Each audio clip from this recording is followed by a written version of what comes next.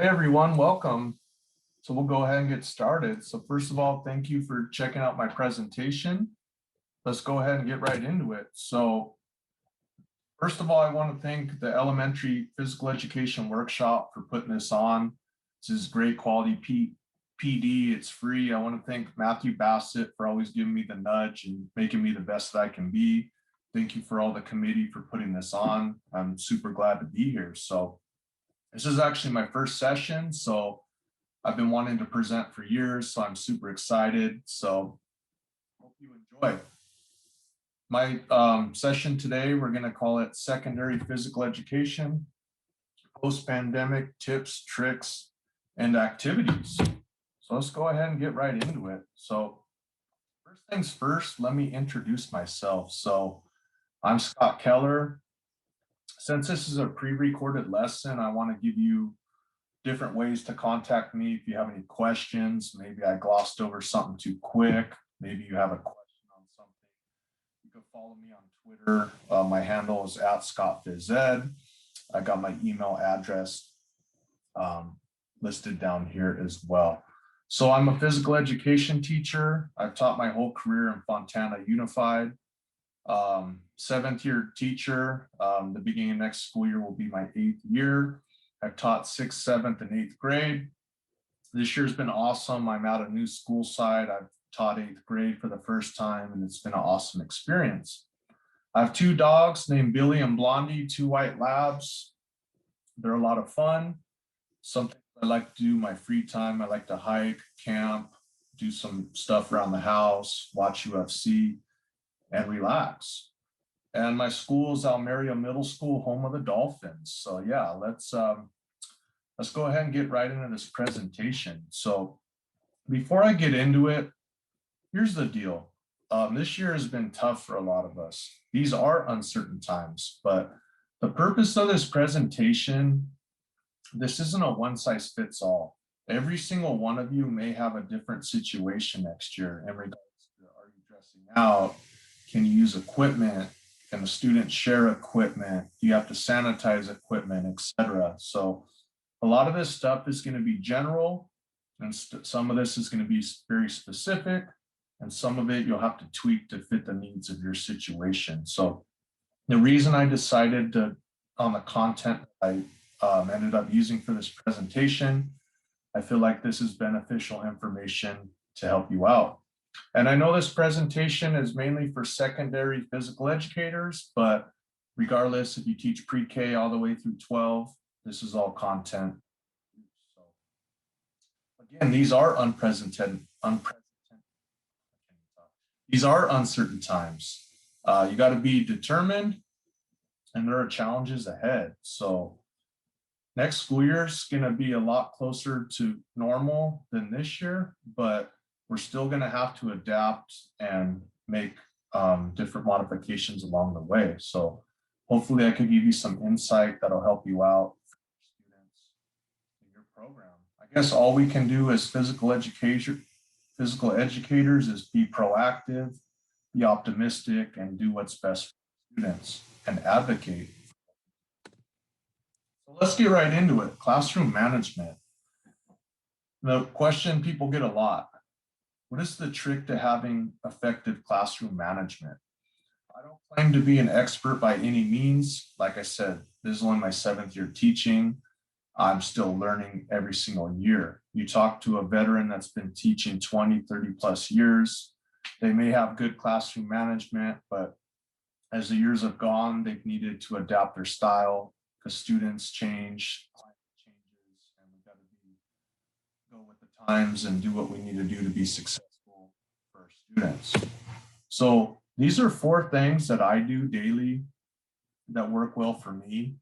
So the first thing for classroom management, it's no secret, is relationships. So regardless of what grade level you teach, relationships are everything.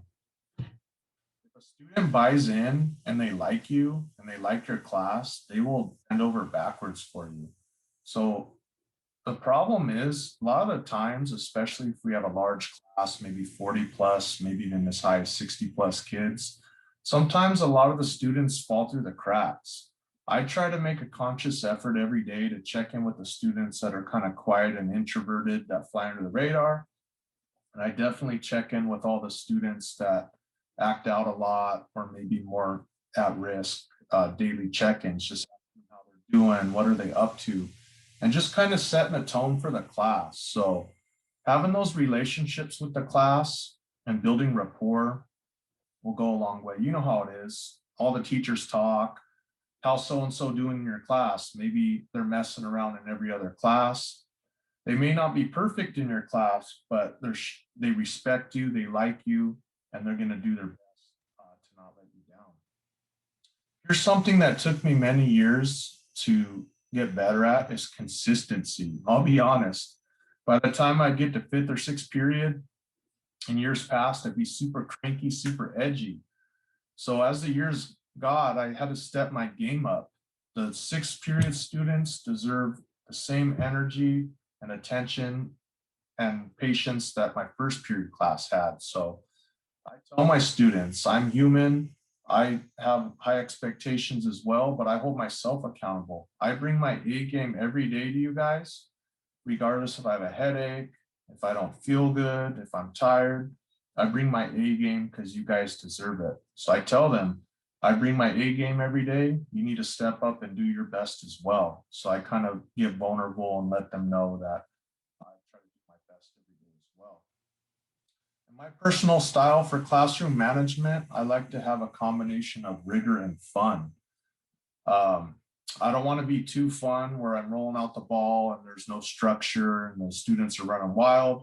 But at the same time, I don't want to be so rigorous to where the class isn't fun at all. So I'm standards based. I have a lot of different assessments. I have a strong curriculum. However, I want to make sure that my class is fun as well. So is mastery important? Yes, but ultimately I'm more concerned with improvement and perceived competence, because at the end of the day, our goal is to make students lifelong movers. So if they're having positive experiences with movement, they're improving, and their perceived competence is high and they think they can do these activities, then we're doing our job and they'll be active as adults.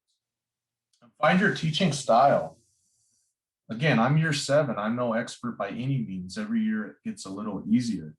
I started off my first few years being too strict, having a lot of students buck back at me. And then a few years in, I was getting a little too lax and some of the kids were taking advantage of that. So it's a constant give or take. It is an art to find that balance that works for you.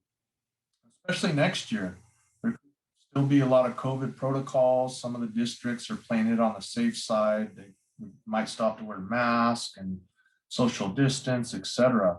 So a lot of students are going to buck back and not want to comply. So we got to be adaptable. So regardless of what our class climate looks like, I feel like these 4 strategies next year are tried and true, and they should work out pretty well. Next is I'll show you some ways I set a positive class culture for my class. If you haven't heard of these, I would highly recommend them, the what, why, how. If you haven't gave him a follow, I would follow Joey Fife on Twitter. I believe his Twitter handle is the Physical Educator. If you haven't done so, check out the physicaleducator.com. It's an awesome website. That's where you can find these. I'd say the majority of his content is free downloads, a lot of visuals, a lot of curriculum stuff. It's really high quality material. These what, why, how. I just printed these right off his website. I printed them at home on my colored printer. I laminated them. I used double-sided tape and I put them on my whiteboard. So I'm sure we all experience this all the time. Mr. Keller, what are we doing today? What are we doing in PE? So in our locker room, we have a whiteboard. So I'll post what we're doing for the day, or maybe we list what we're doing for each individual teacher. And then I have my portable whiteboard wherever I'm at, whether it's a blacktop, the grass, the gym, etc. So I not only put what we're doing, I put why are we learning it? You know how these students are, they want a justification for everything. So I explain why we are doing our particular activities and how they will know they learned it. So if you haven't done so, I'd get these what, why, hows. It's real simple, and it's really good way to show your expectations and what you're doing for the class period. So yeah, I would check out the physicaleducator.com. Awesome website. These are a really good resource. So here are some of the whiteboard setups I've used over the years. This is my current setup that I think is the best. But before I get into that, I'll show you two other setups I've used in the past. I'll show you some pros and cons to all the setups as well. So this first setup I used for probably the first 4 years I taught, you know, pretty simple pimple. Got this whiteboard at Depot, really lightweight.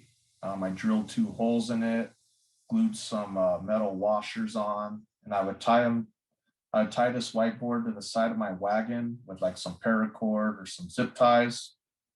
And it worked all right, but what I didn't like about it is the students in the back couldn't see very well. And I teach in a high wind area, so it was hard to fasten the bottom and it'd be flapping all over the place. So I said, you know what? Let me try something different. So then for a few years, actually like 1 year, I used this setup. It's just a sign holder. It has sand in it, so it has a lot of weight. So I originally picked this out because of the weight, because I didn't want the wind to blow it over. And on Amazon, it's not shown here, but I had some whiteboard inserts to where I could write right on it.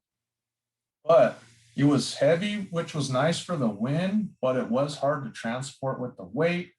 And just like this first setup, it sat pretty low. So the students in the back rows when we're seated had a hard time seeing. That's why I think pound for pound, this one's the best.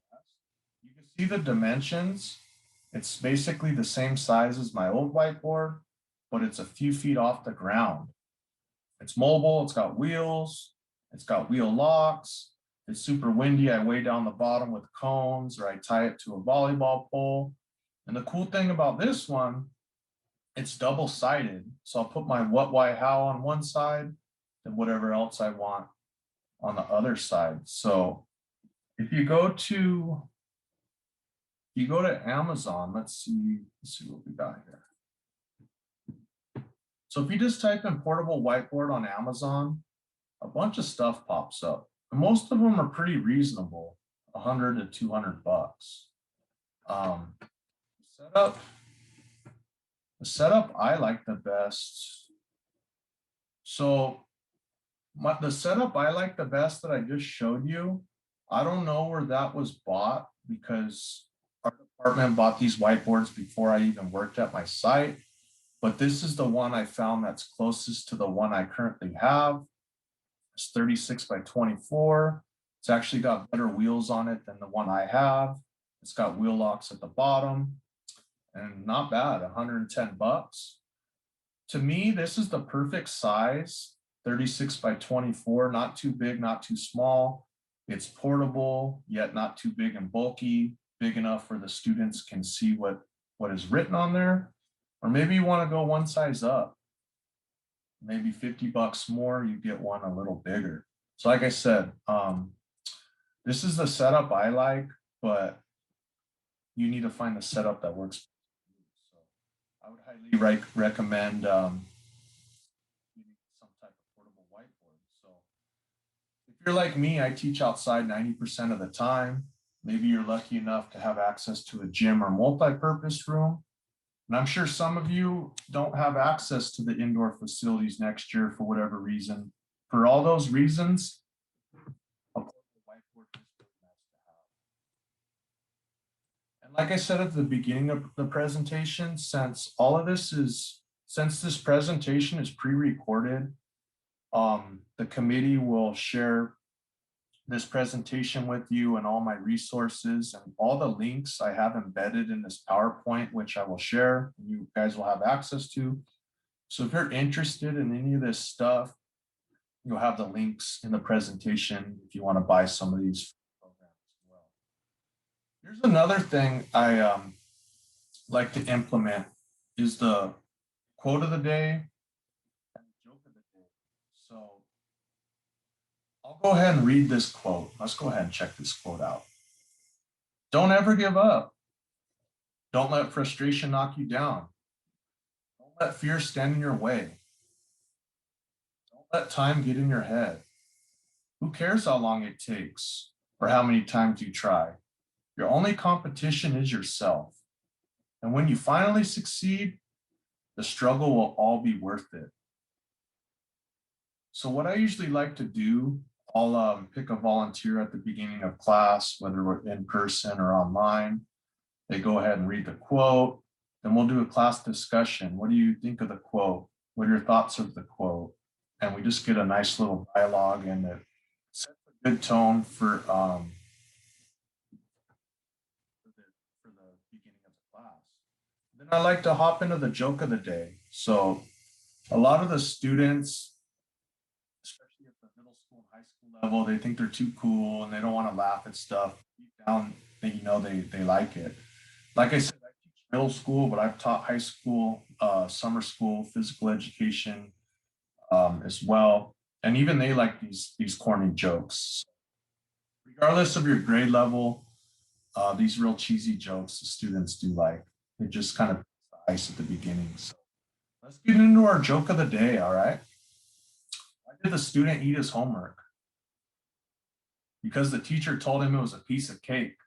So then I look around and a few kids are smirking and trying not to laugh, get a few clapping, so a few of them laughing, so it's always good. And again, I'll share the document. I have a Google Doc with over 100 of these jokes. I have another doc with over, I think I have a PowerPoint, a Google slide, and I have them all just copy and pasted in a Word doc as well. So you're going to have, if you like this stuff, you'll have plenty of jokes and quotes today, if that's something you want to implement next year as well. And Michelle Carter on Twitter was the first one I saw doing this, and it inspired me to incorporate into my class this year. I'm sure most of you have heard of it, the Mindful Minute. It's no secret, especially now more than ever. A lot of our students are checked out emotionally. They don't have coping skills. They're anxious. They're depressed.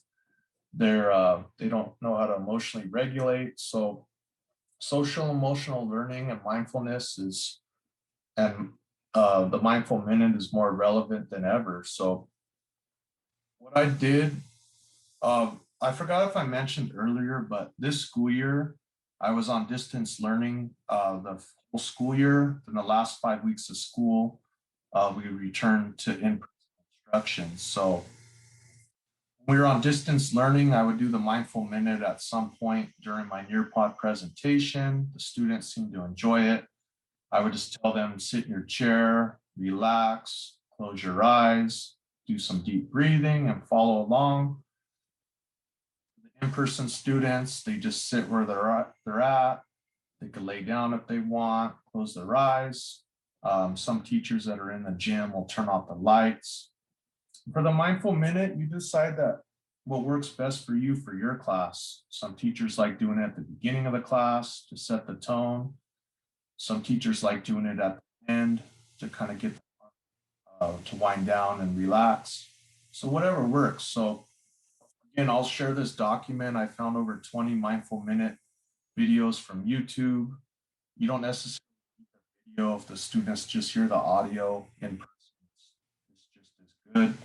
And they're basically just 1 minute clips telling the students to take deep breaths. It's got relaxing music. So I highly recommend incorporating a Mindful Minute. And the logic of me only keeping it at a minute, it still does what it needs to do. The students enjoy it, they get relaxed. But if you're in person, it's also really quick, so you don't eat up class time. So for those reasons, I really recommend the Mindful Minute. The students have seemed to be enjoying it. All right. Next, we got the PE song request form. So if you're not doing it, I highly recommend you play music in your class. When we're on distance learning, when I'd be clicking students into the meeting, or if we'd be doing some type of Tabata or this or that activity, I'd have music playing in the background. If we're in person, whatever physical activity we may be doing, I got some music playing as well. Then over the years, I would just download a bunch of top 40 music, thinking that's what the students liked. And all the students would still be complaining. I'm thinking, man, I'm playing the music that I think you like. So I finally said, you know what? Let me make a song request form. Let's see what my students actually like. And then I could add their music to a playlist. So when we're on distance learning, I just posted a link on our Microsoft Teams account where they could click on a Google Doc and give me a song request. Once a week, I would go through all the requests, and if they're clean songs, I would add them to the playlist. For in person, I just normally print it out, put it on a clipboard, and students can add their songs. And what I found works the best is making 5 different playlists. So you have a period 1, period 2, period 3, because what was happening, I would add someone's song request, and they say, dude, Mr. Keller, I do all these song requests and you never play them in class. They're there, you just haven't heard them. So what was happening, their song would maybe play in a different period. So say if a student from 3rd period requests a song, I'll put that song on period 3 playlist. And if you don't want to do all the legwork to get a playlist going initially, created a pretty good playlist on Spotify. So if you go onto Spotify and type in physical education playlist, I have a playlist that has all clean music, 16 hours of music, I think over 300 songs. So I recommend getting a song request form or using that Spotify playlist as well. The next thing I'm going to talk about is a weekend pep talk. I originally got inspired to do this. Mike Graham on Twitter, he's at PE for Every Child is his Twitter handle. He would do a weekly newsletter to send home to students and families. So I do a weekend pep talk in class. So every Friday, I do like a 1 to 2 minute spiel at the end, telling students, healthy food choices, get outside, 60 minutes of activity, and do all of that. But I like to send out a mass email to parents and students to not only remind them of what they should be doing over the weekend to be healthy, but also sharing with the families what we did during the week in class. So it's a good advocacy tool as well. So I'm sure a lot of you experience what I went through over the years. Sometimes you have parent-teacher conferences or a parent phone call, and they say general stuff like, how's my daughter or son failing PE? You just have to run the mile and dress out right. Or they go, how are they failing PE? It's just PE. So we know how it is. The advocacy for quality physical education is constant.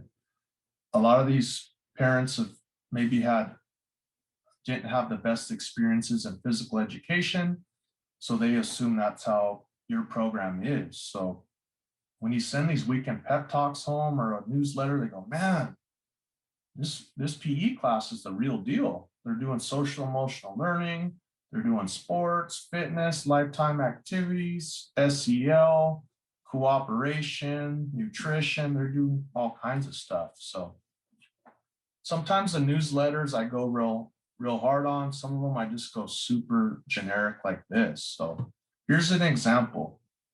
Hello, AMS families. This is Mr. Keller, your 8th grade physical education teacher.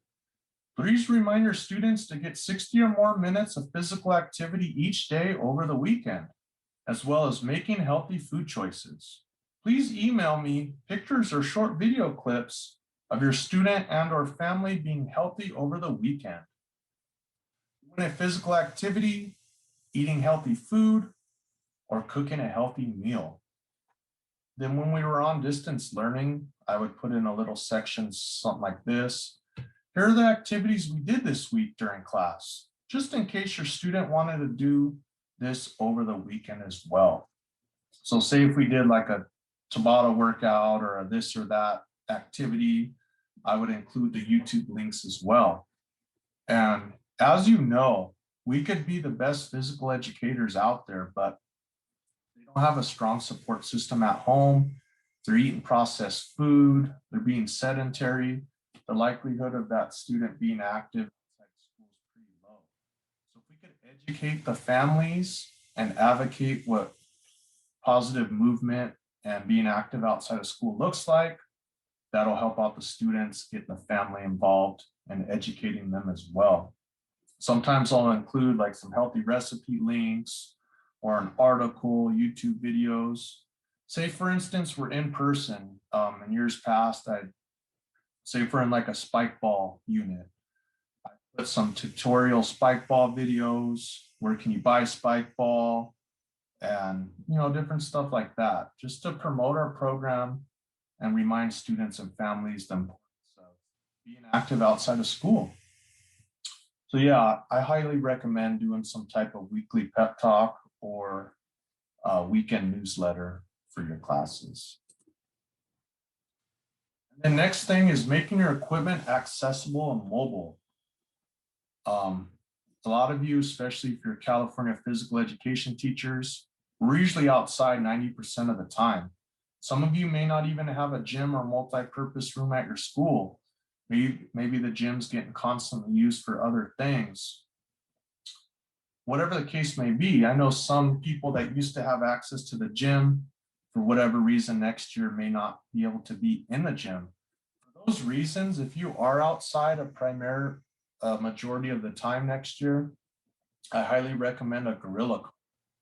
I've tried everything out there. I've tried shopping carts, big trash cans with wheels at the bottom, different kinds of carts. Pound for pound, to lug your equipment around, I think the gorilla carts are the best. So if you click this link here, on Amazon, this particular gorilla cart is 160 bucks. It seems a little pricey, but they're well worth it. They're well made. I've had my gorilla cart for over 5 years now, and you just have to pump the air maybe once or twice a year in the tires, and you're good to go. So this is what it looks like brand new, and this is I spray painted it black, but it's the same.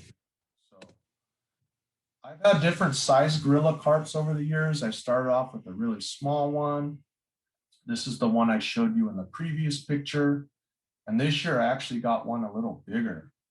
The reason I got this bigger one, at my current site, the doors to the gym and the equipment rooms are a little wider. So I have the clearance to get a little bit bigger, wider wagon. But at my old site, this middle wagon, which is the one I just showed you, was the only one that could still fit through all the major doorways. So I wouldn't recommend getting the bigger one unless you pre-measure your doorways at your school and make sure you have the clearance. So for those reasons, I think this one is the best. Again, it's about 160 bucks on Amazon. You could get them at Home Depot, catalog, all the major equipment catalogs as well. The reason I like the gorilla carts the best, it drove me crazy with shopping carts and the wheels on the trash cans, how noisy it was on the blacktop. These wheels make zero noise. These wagons hold a ton of weight. You can pop up the curb and you can wheel them through the grass as well. In years past, I would have to leave my equipment carts right at the edge of the blacktop. With these gorilla carts, you could wheel them through the grass with ease as well. So I highly recommend, if you haven't done so, these gorilla carts work out really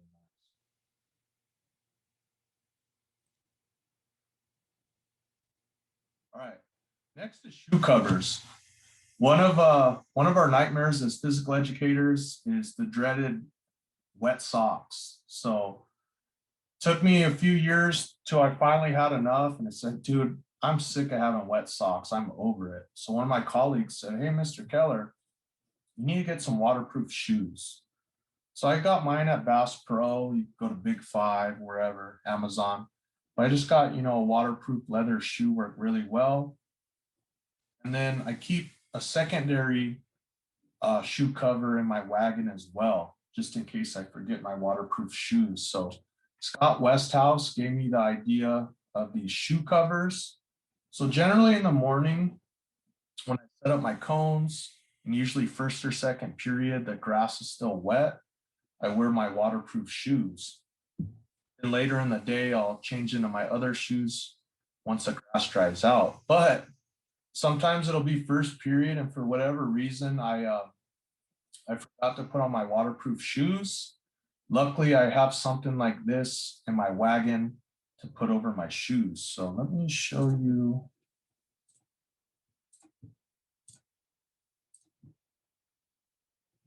So these are a few different options. So I recommend keeping one of these in your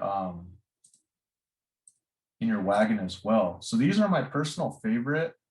And most construction guys get these if they have to go into a homeowner's house. They don't have to get the carpet dirty. One pair is $20, but mine have lasted multiple years. They're worth the money. They're heavy duty. They got non-slip on the bottom. And again, if you forget your waterproof shoes, they just slide over your regular shoes. Scott Westhouse recommends something similar to this. I've never used something like this, but this may be a setup that works for you. Again, you got to find a setup that works best for you. And again, this last setup, I haven't used these yet, but I have these in my wagon. Say if I got pants on and I don't want to get the bottom of them wet, I got some pretty tall ones as well. But I recommend getting a waterproof shoe for setup in the morning, first and second period. Then if I'd keep a backup in your wagon as well in case you forget your shoes. I personally like this best. All right, save your voice. So like I said at the beginning of the presentation, if you haven't done so, I recommend getting a Bluetooth speaker. I'm sure you've heard of the Ion block rockers. I've had Ion products my whole career. They've worked out really nice. So this is the current one I have. I actually bought it last week. My other one I had for about 4 years and the battery just went out. But the reason I chose this particular Ion speaker is because it's got this cool little storage compartment on the top. Because what was happening, I'd be playing music on my phone outside, then my phone would get super hot, or I'd be afraid a student would steal it or mess with it or whatever. So having it in this protective little case, pouch on the top is really nice.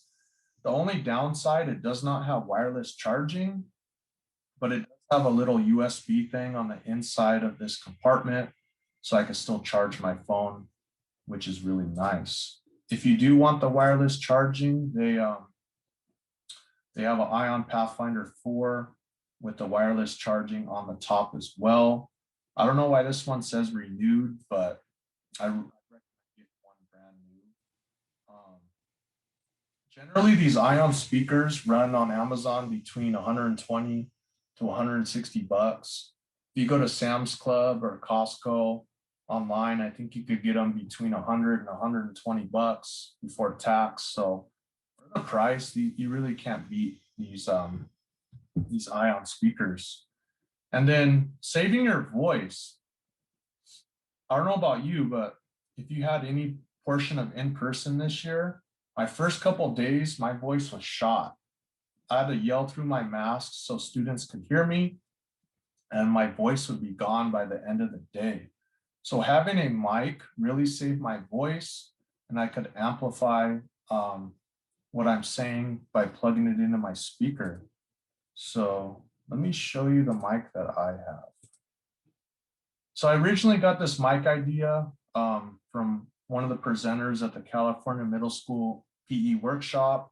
Kevin Tiller on Twitter also recommended this one. It's nothing fancy, but I've had it a little over a year and it's held up nice. $30. Just a wireless headset that fits on your head, and you have a little receiver that plugs into your speaker.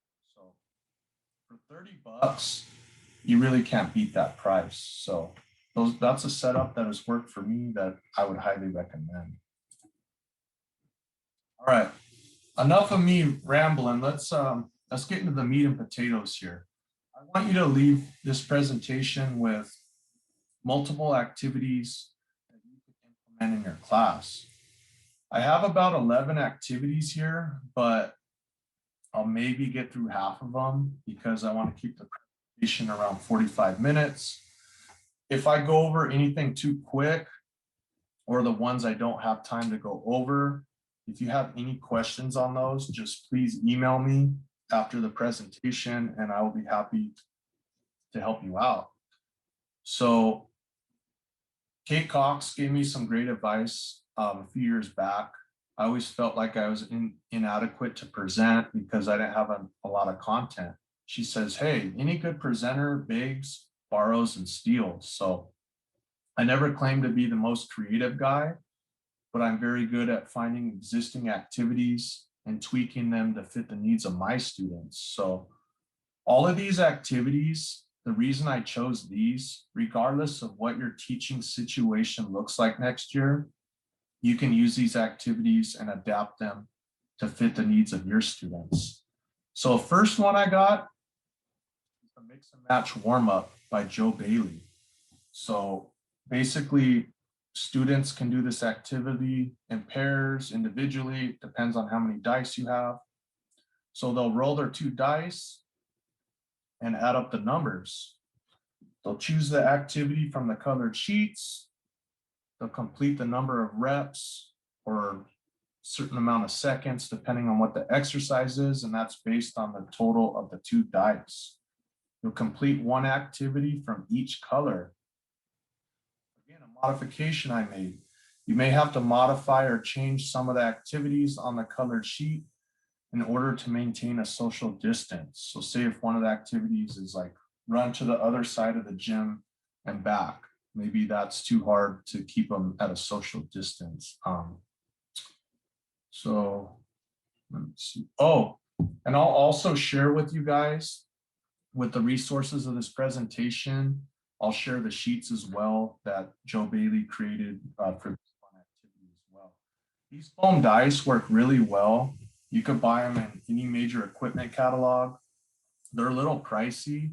You could buy some real cheap ones at Five Below, Dollar Tree, or again, regular dice work as well.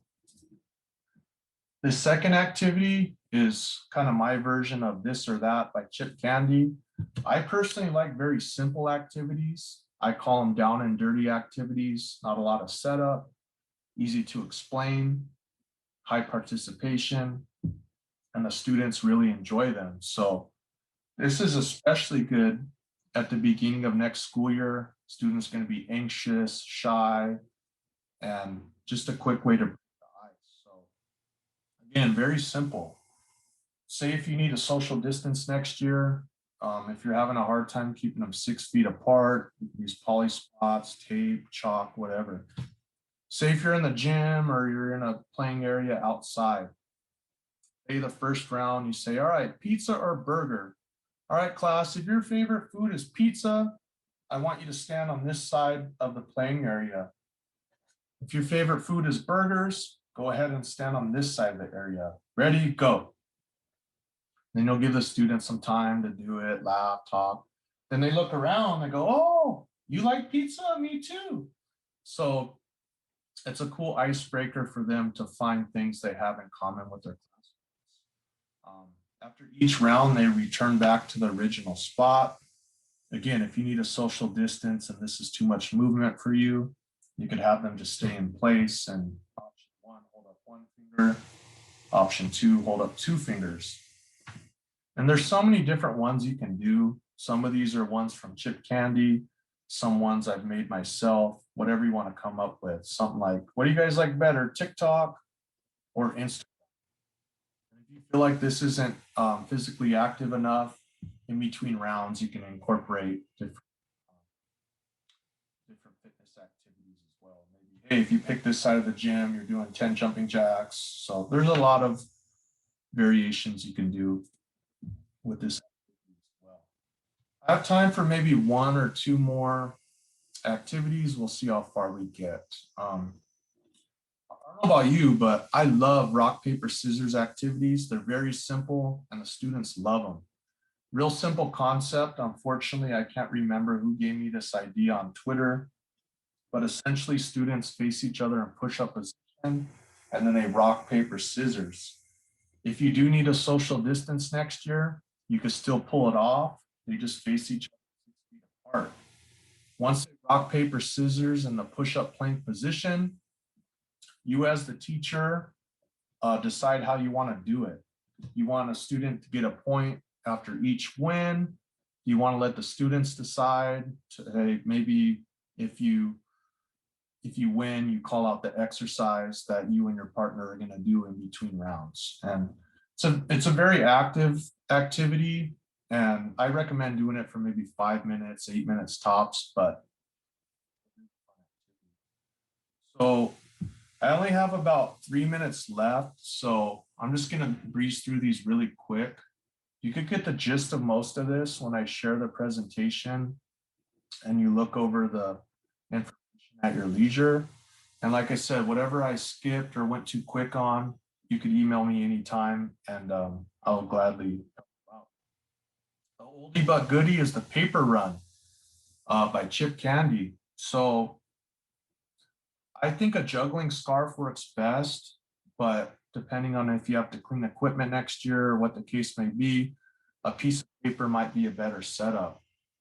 Basically, what's going to happen, the student puts the piece of paper or the juggling scarf on their chest, and they run as far as they can. Resistance of the wind kind of pushes it to their chest. They see how far they can run before the paper or scarf falls off. Once it falls off, you have to go back to the beginning and start over. At the end of the 5 minutes, they see what's the farthest distance they could get without the scarf or paper falling off. And like I said, if you're at a site next year where you have to clean your equipment, I would recommend using the pieces of paper. Just get a bunch of scratch paper. That way, at the end of each period, you could just have the kids throw their paper away and you don't have to clean.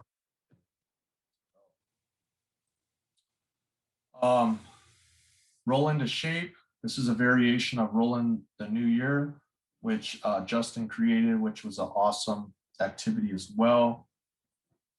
Basically, the students will be scattered throughout the playing area. They'll each have a set of dice. And real simple, you could decide if each student has their own paper with the list of exercises, or maybe you have it projected on the gym wall, depending on the setup you got. So whatever they roll, that'll determine what exercise they do. And again, I'm going quick because we're short on time, but pretty simple concept the students seem to enjoy. And this is something Kate Cox presented at the middle school PE workshop a few years back, and I love it. The partner curl up handshake. Basically what you do, you face a partner, you do a curl up. When you curl up to the top, you do a part of the handshake. You come back down. When you both curl up again, you add on a second part to the handshake. And then by the end of the time, they got a big old fancy custom handshake going, and it's a lot of fun. Let's just say they can't touch each other and they need a social distance next year. They could face each other 6 feet apart. And instead of touching each other's hands, they could just kind of do in the air, like, hey, let's do an air high five. Let's do an air double fist bump. So there's ways to modify it and still make it a lot of fun. Then ball toss claps. Again, very, very simple.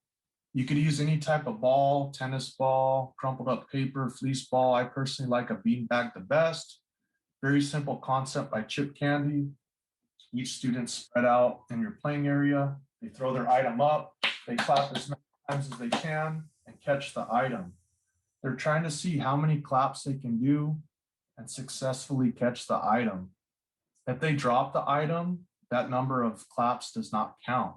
So they're seeing by the end of the 5 to 10 minutes, what's the highest amount of claps they can do while catching their item. You got to give them some details though. I had kids trying to get their beanbags stuck in the rafters in the gym.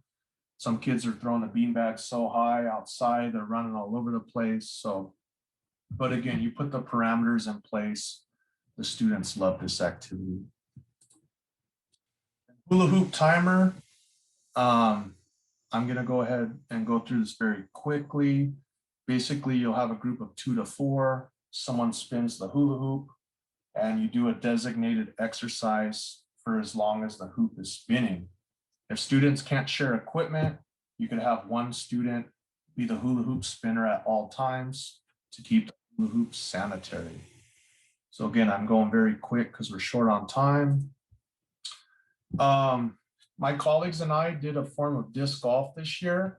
Students could not share equipment, so everybody had their own frisbee, and we just set up a very simple course to play. You could also do it with a soccer ball as well. So if they can't share equipment, some type of disc or soccer golf may be a fun activity as well. And Toy Simon, Maria Court presented this at the middle school PE workshop a few years ago, somewhat similar to the partner curl up Handshake by Kate Cox. But basically with this one, students start on opposite sides of the playing area. They run to the middle. They do some part of the handshake. They run back to the other side. Each time they meet in the middle, they add on a new component of the handshake. Again, if you can't be if they can't touch each other and they need a social distance, they could just kind of do it in the air, 6 feet apart, partner. You can still have some fun with it. Rock, paper, scissors, 5 lives. Another rock, paper, scissors game that is a lot of fun. Again, I'm gonna have to go quickly, but when you get a copy of this presentation, I got all of the information of this activity on for you to do. Copycat, another fun activity. Kyle Bragg, another good guy you should follow on Twitter. I got a link to his original Twitter post if you want an actual video of it. I talk about what Copycat is in the description. Then I have a game from physedgames, Last Person Standing. If you haven't done so, I would subscribe to physedgames on YouTube. They got a ton of really good, hundreds of great activities, really good. And lastly, if you've never used it, openfizzorg has awesome content. Rock, paper, scissors victory lap. Again, very simple. Rock, paper, scissors. If you win, you do some type of fun victory dance. So that concludes my presentation. Like I said, I'm here to help anyone out with whatever they need. I don't claim to be an expert. This is my first time presenting. I hope you enjoyed it. Since this is pre-recorded, like I said, I'm available via email if you need anything at all. So I'm at Scott PhysEd on Twitter, and I have my email address in the beginning of the presentation as well. So I just want to thank Matt Bassett and all the committee members at EPEW for putting on this awesome workshop. Thank you for everything you do for our physical education profession. And thank you guys. Hopefully you enjoyed the presentation. Take care. Thank you for attending the 48th Annual Elementary Physical Education Workshop. We're glad you were here. Please follow us on our social media platforms. EPEW can be found on Twitter, Facebook, Instagram, and YouTube. Please check out our website for links to more great sessions. Just go to epew-cp.weebly.com and click on the virtual EPEW 2021 tab at the top and scroll down. EPEW 2021 Educators Assemble would not be possible without the support and dedication from the amazing EPEW committee. The committee has been hard at work for months preparing for this workshop.